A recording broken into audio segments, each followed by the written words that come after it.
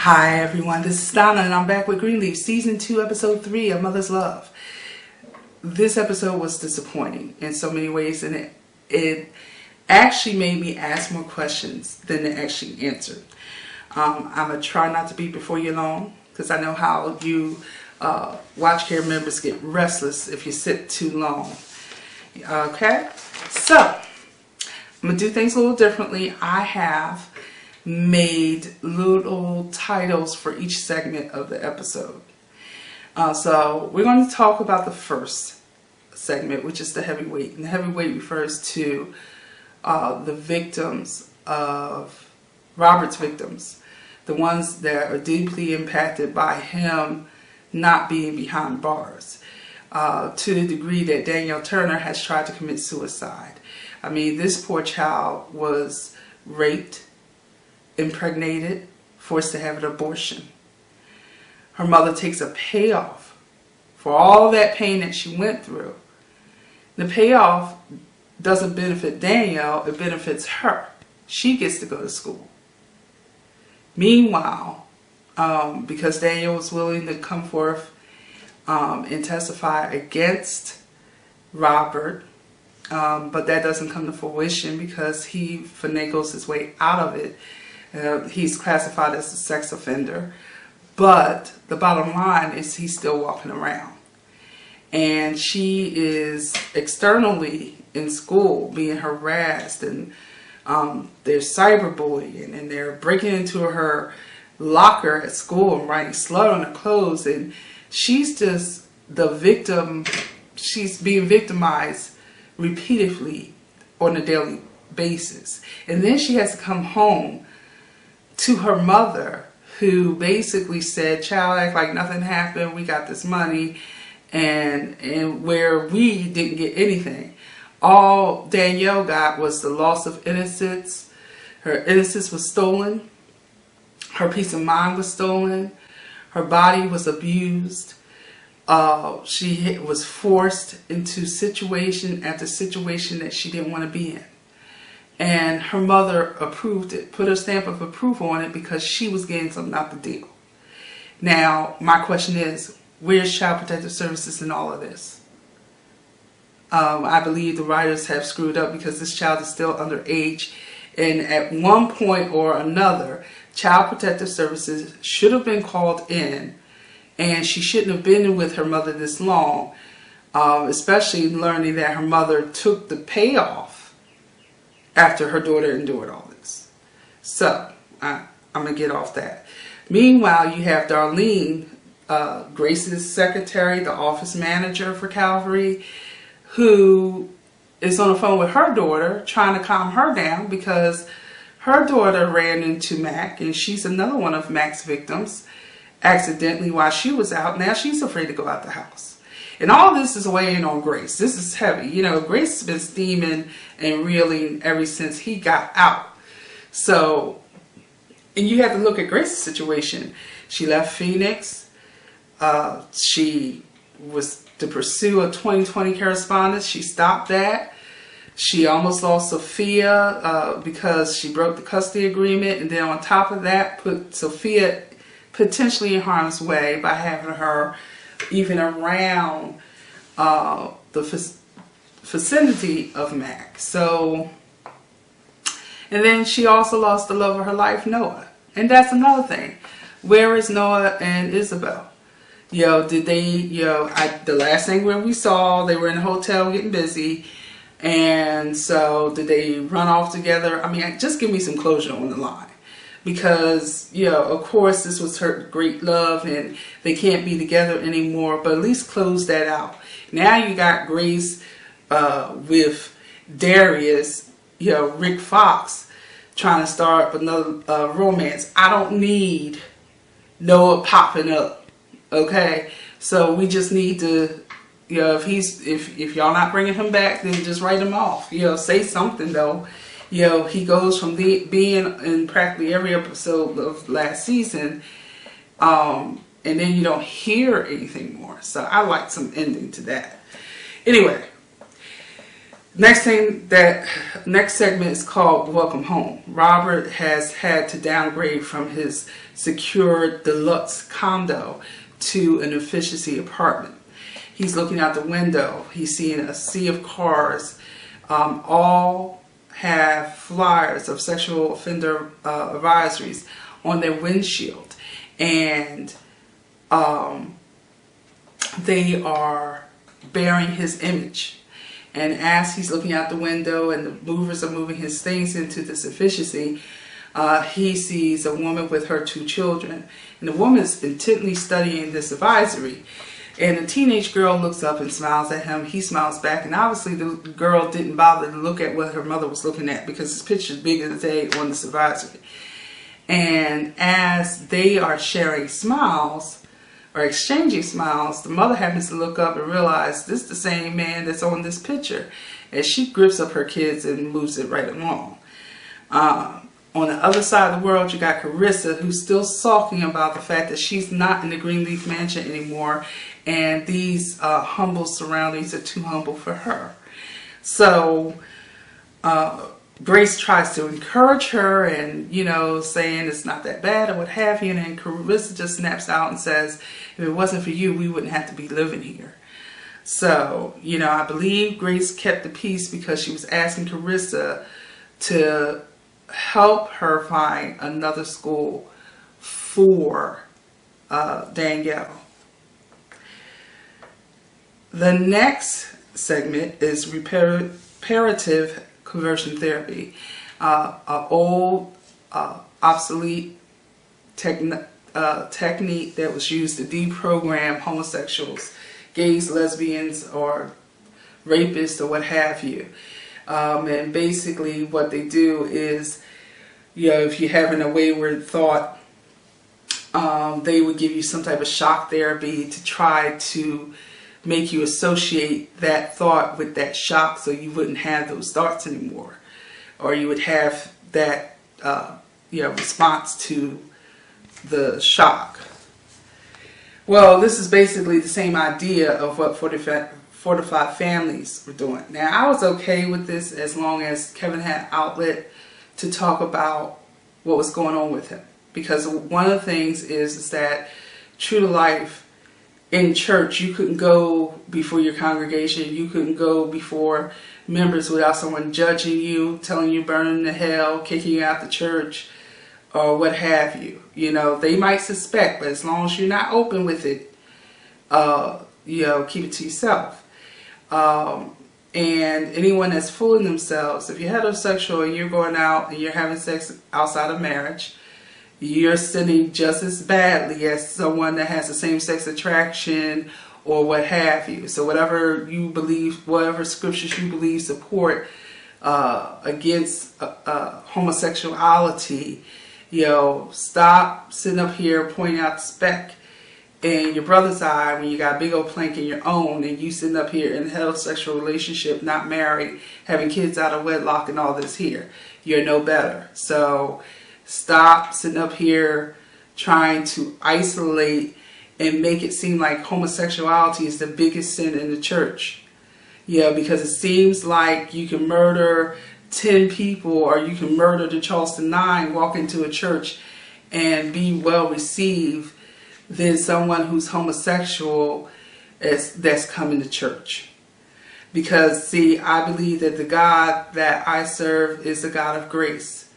And I believe when you pursue a true relationship with Him, the Holy Spirit will have His way in your life. So whatever is not right with you, it will get straight, because God is dedicated to making us more like Jesus.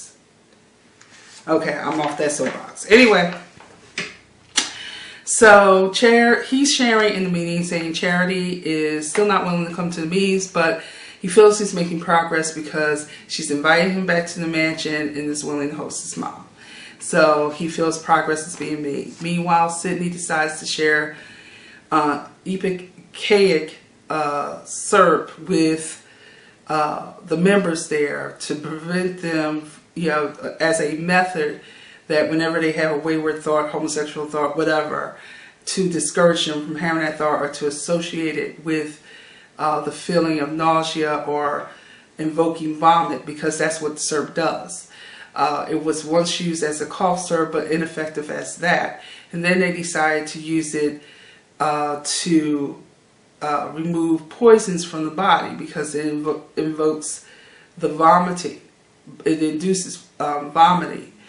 However, it doesn't absorb poison that's been absorbed by the body. So it's ineffective as a quick way of releasing poison from your body. It just makes you sick. That's it. So you do see that Kevin does use this later on in the episode.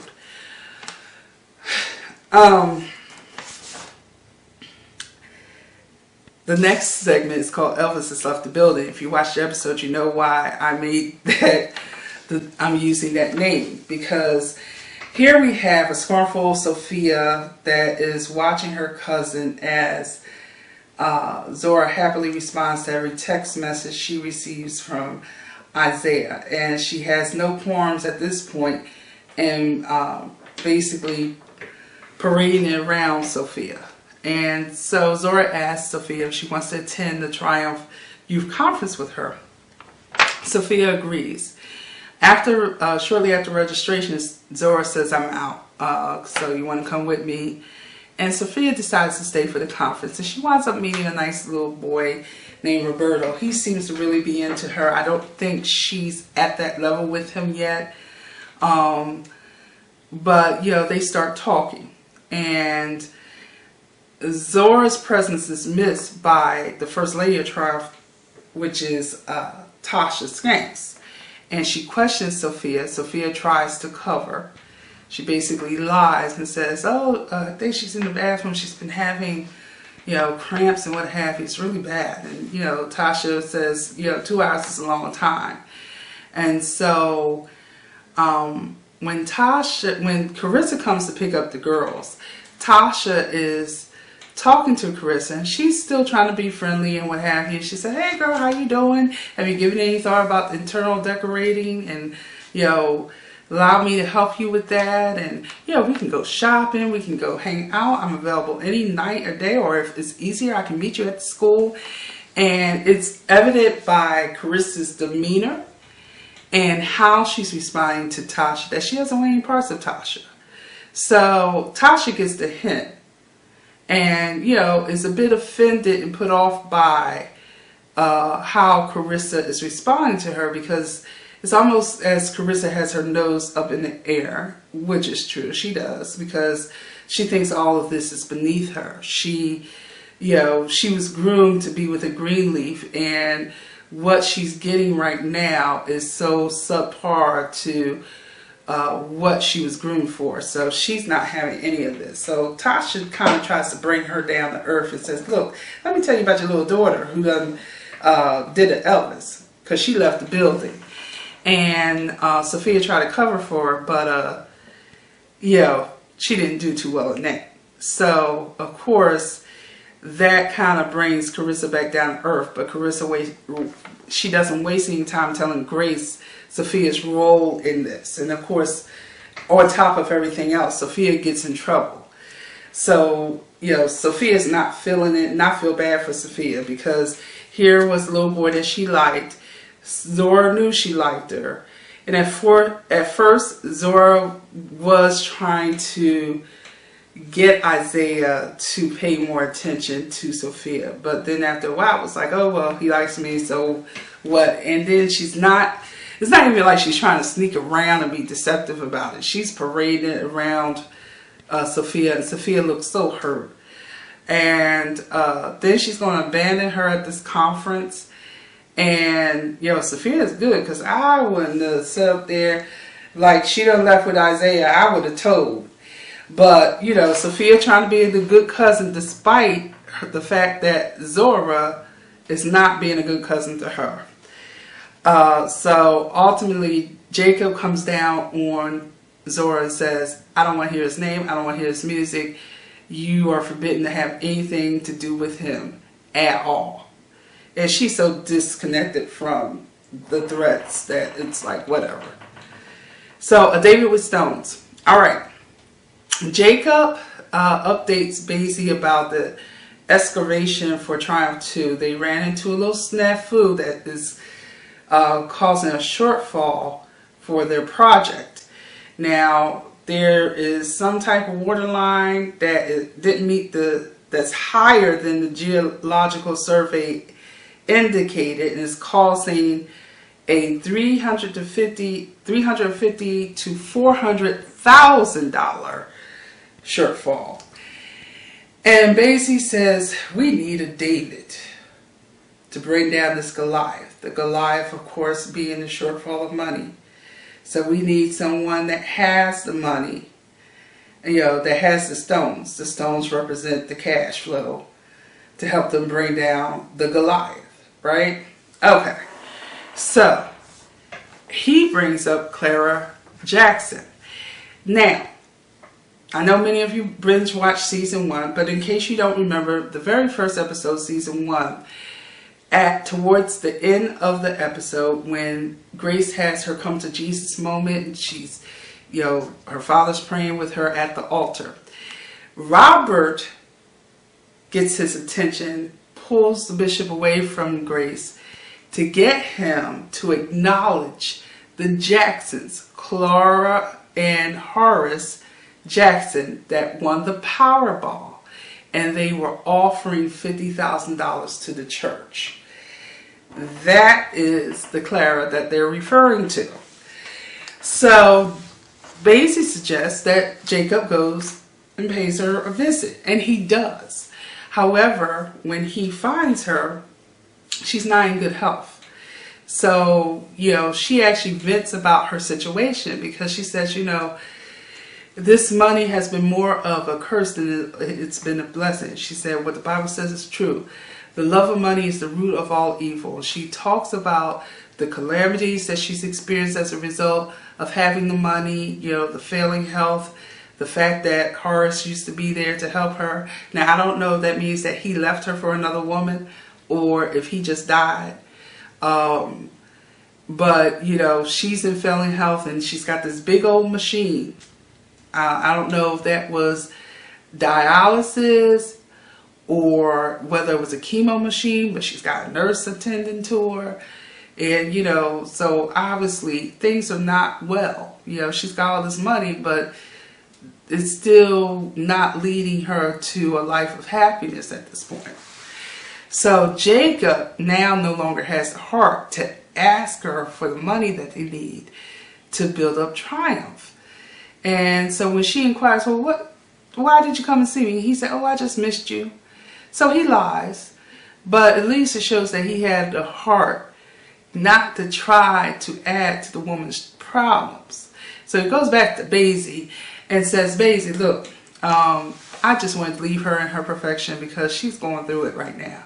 He said, oh, you ain't had the heart to do it. Well, maybe I should. He said, no, Basie, leave this alone. So he stood up for the right thing in this particular incident, and I'm hoping that he will push back more and more so that Basie can't continue to take advantage of him in the same vein that he has been. And hopefully, Jacob will just get sick of it and decide, you know what, I need to let this go. But we're not there yet. All right, next segment, son, you're being used. So Lady May visits the excavation site where Jacob is.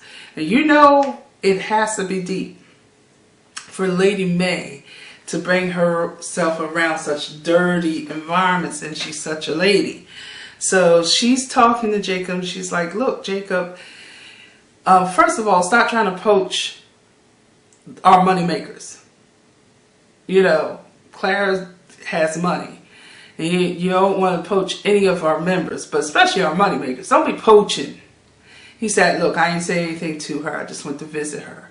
And the reason why Lady May knows this is because after his visit, she called Calvary and thanked him and, let it be known that Jacob had paid a visit. Because at this point, I don't think Clara knows that he's no longer with Calvary. Okay, so anyhow, the second thing is like, you're being used, and she reveals Basie's true identity as Daryl James's son. And it doesn't faze Jacob at all. And she's shocked by that. And she says, now I'm ashamed. He's like, look, he has a right to be angry. That makes sense to why he's responded the way he has to Calvary all this time. And as far as me, well, there's no place for me at Calvary. I'm 40 years old. There's, I can't start my life over again. I got a family to feed. So bottom line is that this changes nothing, Mom. So now Lady Mae is embarrassed, and she's, in dramatic flair as she does, she indicates that she only hopes that the debris of shattered dreams will make a pathway, bringing her closer to God. So you saw scenes throughout the episode where she's looking upon the empty quarters where Jacob and his family used to reside in the mansion, and she was feeling all melancholy about it, and really not wanting to do anything with the area.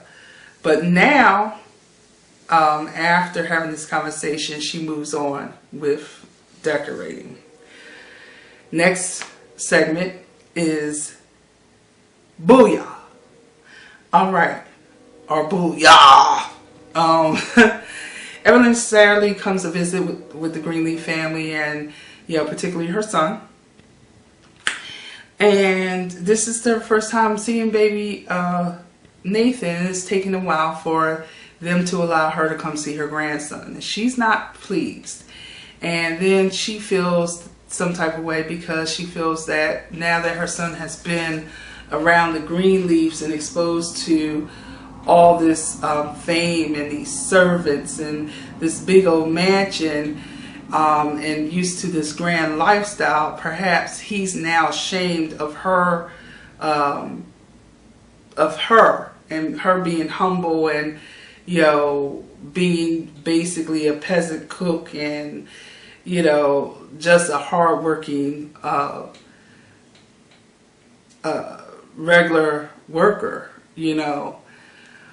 So she makes it known to the family. Like, she's giving them all kinds of shade about it. Like, I'm not really feeling welcome here. And when they get around, she decides to make this dish, this booyah. And I say it that way because it's supposed to be a chicken stew to celebrate the birth of her grandchild. And it's apparently it's a tradition in their family that anytime there is a newborn, that they make this stew. But this stew looks horrible, okay? It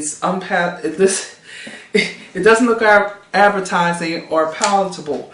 And so, Bishop around the dinner table is trying to sing the praises of the smells coming from the kitchen because, she went in and made this stew. And when she's expressing her feelings about the whole situation, about her not feeling welcome there, Lady Mae tries to, say, well, they were nesting. They needed some time after the baby was born. And she said, well, I feel the real truth is that my son's embarrassed of me. And that really hurts Kevin's feelings. He gets up and he leaves the table. And so, shortly after, she goes after him saying, well, I don't think I can eat my dinner knowing that my son's hurting. So she gets up and she goes after him. And then Lady Mae said, well, I'm not surprised that the woman feels this way because, Charity, made this uncomfortable for everybody. So Charity's like, being the drama queen, it's like, oh, I'm sorry that it's been uncomfortable for everybody. So she gets up, she leaves the table. So the rest of the Greenleafs that are sitting at the table, they're all looking at the food like, do we have to eat this? And then Lady Mae said, Marisol made sandwiches. And Sophia stands up and says, good, because I'm starving, because she don't have any intent of eating that stew. And Bishop George said, come on, girl, let's go into the kitchen, get them sandwiches. And, Grace is like embarrassed. But nobody wants up eating the stew. So we are taken to the scene where Kevin is basically letting out for his mom. And so she asked, well, did you cheat? You can tell me if you cheated. And he said no. So when he said no to that, she already knew. So, you know, mothers know. Mothers know. She knew her child. Apparently, like I said, and I've been saying, this wasn't his first rodeo. It wasn't like he was, you know, all of a sudden start having these thoughts.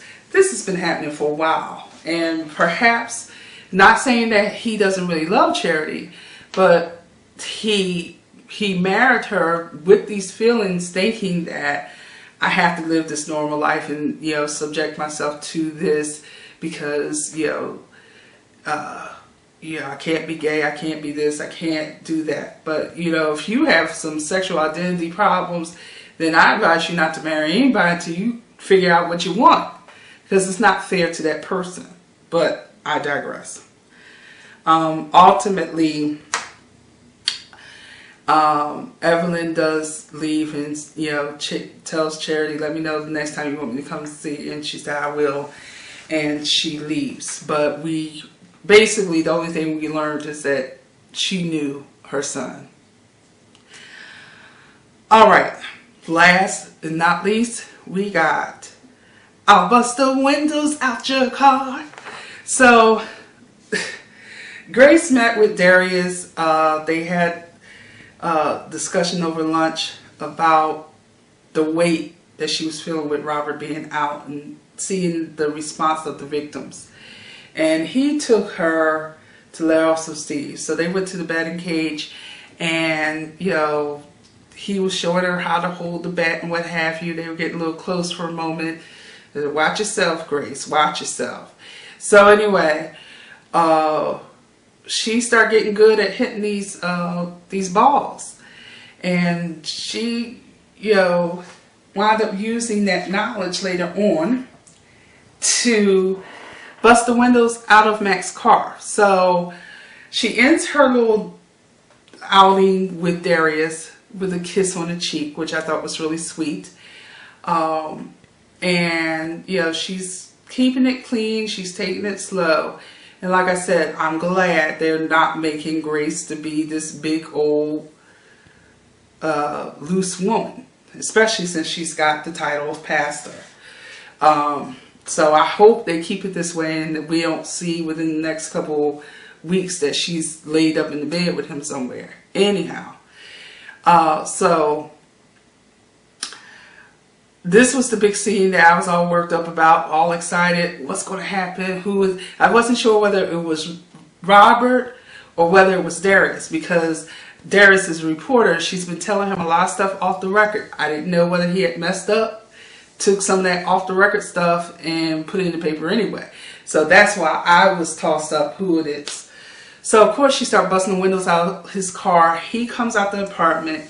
He sees her. She takes another couple of strikes at the car, at the SUV.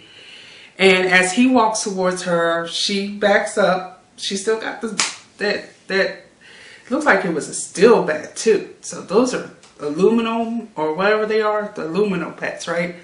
So those are kind of heavy. They can do some damage. But I'm saying, you know, there were no words exchanged, just scornful glances, which, you know, they've been doing for over 20 years now. And I'm saying, okay, you bust the windows out of his car and it's inconvenient and it's a pain in the butt, but that can be fixed.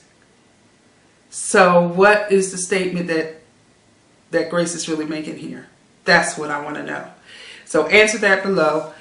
Also, do you feel like the writers kind of missed the cue with not including a portion with Child Protective Services for Danielle? Like, how does a parent get away with that?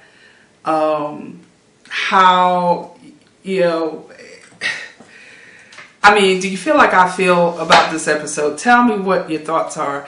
I would like for you, if you enjoyed this review, subscribe, share, vote, thumbs up, you like, thumbs down, hit that subscribe button, and definitely hit the bell so that you'll be notified of new videos. And I do apologize again to all of my faithful followers. I am working on getting some more content up. It's when I share my, I'm gonna create another playlist and share my testimony, you may understand a little bit better. But until then, I'll talk to you guys later. Bye.